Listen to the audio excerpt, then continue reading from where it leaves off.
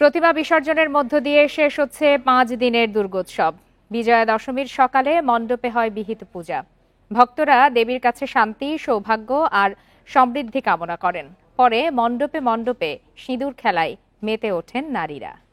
Bundle থাকলে প্রতি সেনমানিতে টাকা বাঁচবে। বিকাশ সেনমানি বান্ডেল কিনে জিতুন প্রতি লেনদেনে।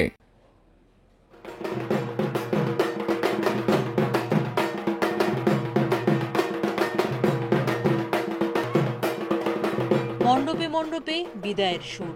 বিজয়া দশমীতে ভক্তদের কাঁদিয়ে কৈলাসে ফিরবেন দেবী দুর্গা। ভারাক্রান্ত হৃদয়ে দেবী দুর্গাকে বিদায় জানিয়েছেন ভক্তরা।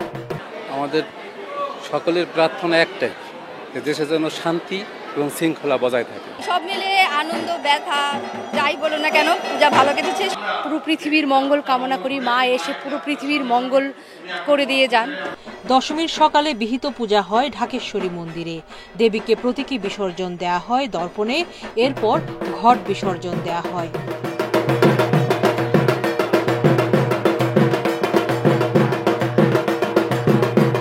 এবার সরকার অত্যন্ত দৃঢ় হাতে অপশক্তিকে শাসন করেছে, ফলে আমাদের এই ব্যাপারে পূজাটা অত্যন্ত শান্তিপূর্ণভাবে সুন্দরভাবে আর পালিত হয়েছে।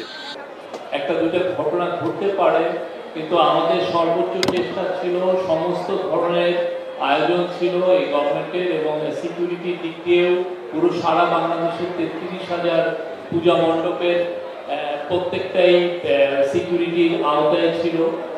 দেবী দুর্গার বিদায়ের আগে মণ্ডপে মণ্ডপে সিঁদুর খেলায় মেতে ওঠে ভক্তরা।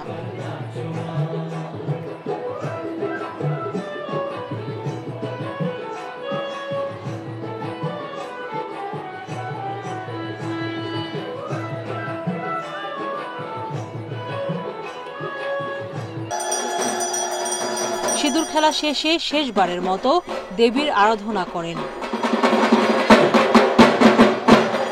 সিঁদুরটাকে আমরা খুব সম্মান দিই। এই সম্মান দেওয়ার কারণে মায়ের কপালে দেয়, বা মায়ের সিঁদুর আমরা সারা বছর ঘরে রাখি। সিঁদুর চেয়ে প্রার্থনা করেছি যেন দেশের সবাই ভালো থাকে, আর আমার সন্তানরা যেন ভালো থাকে।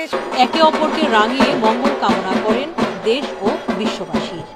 সনাতন ধর্মাবলম্বীদের বিশ্বাস, মানুষের মনের অসুরিক প্রবৃত্তি, কাম, হিংসা, লালসা বিসর্জন দেয়াই বিজয়া দশমীর মূল তাৎপর্য।